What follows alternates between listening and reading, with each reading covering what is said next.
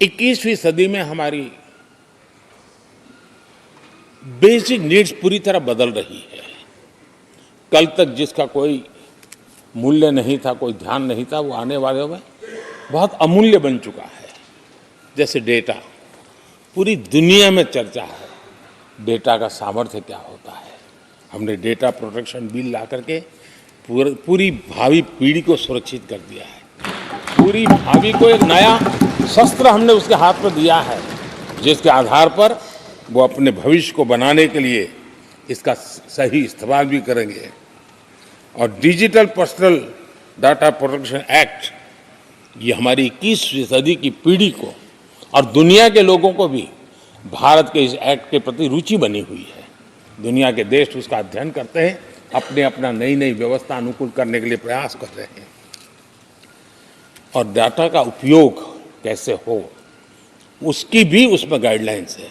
अनेक प्रकार से प्रोटेक्शन का पूरा प्रबंध करते हुए इसका सामर्थ्य कैसे आए, जिस डेटा को लोगों गोल्ड माइन कहते हैं, न्यू ऑयल कहते हैं, मैं समझता हूँ वो सामर्थ्य भारत को प्राप्त हो। और भारत इस शक्ति के इसलिए विशेष है क्योंकि विविधताओं से भरा हुआ देश है।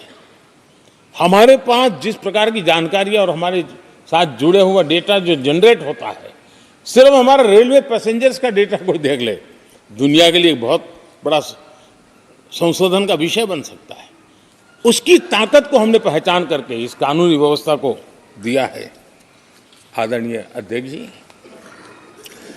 जल थल नभ, इस सदियों से इन क्षेत्रों की चर्चा चली है, लेकिन अब समुद्री शक्ति और स्पेस की शक्ति और साइबर की शक्ति, एक ऐसी त्रिविध शक्तियों का मुकाबला करने की आवश्यकता खड़ी हुई है।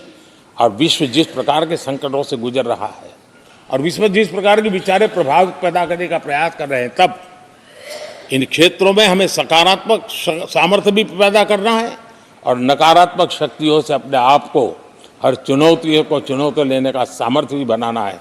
और उसके लिए आवश्यक स्पेस से जुड़े रिफॉर्म्स बहुत अनिवार्य थे और बहुत दूरगामी दृष्टि के साथ स्पेस के रिफॉर्म का काम हमारे यहाँ हुआ है। आदरणीय अध्यक्ष जी, देश ने जो आर्थिक रिफॉर्म किए हैं उसमें 17वीं के लोकसभा के सभी माननीय सांसदों की बहुत बड़ी भूमिका रही है।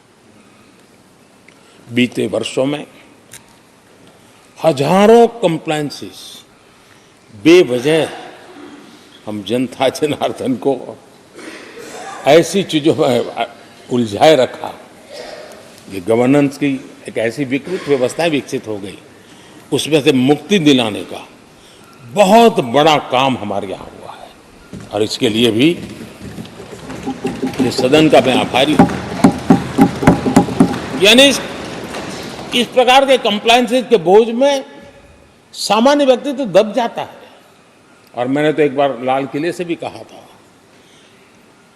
हम जब मिनिमम गवर्नमेंट मैक्सिमम गवर्नेंस कहते हैं, मैं दिल से मानता हूं कि लोगों की जिंदगी में से जितना जल्द सरकार निकल जाए उतना ही लोकतंत्र का सामर्थ्य बढ़े।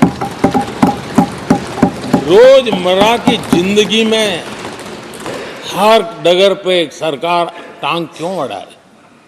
हाँ, जो अभाव में है उसके लिए सरकार हर पल मौजूद हो, लेकिन सरकार का प्रभाव उसकी जिंदगी को ही रुकावट बना दे, ऐसी लोकतंत्र नहीं हो सकता है। और इसलिए हमारा मकसद है सामान्य मानवी की जिंदगी से सरकार जितनी हट जाए, कम से कम उसकी जिंदगी में सरकार का नाता रहे, वैसा समृद्ध लोकतंत्र दुनिया के सामने हमने आगे बढ़ाना चाहिए। उस सपने को पूरा करेंगे।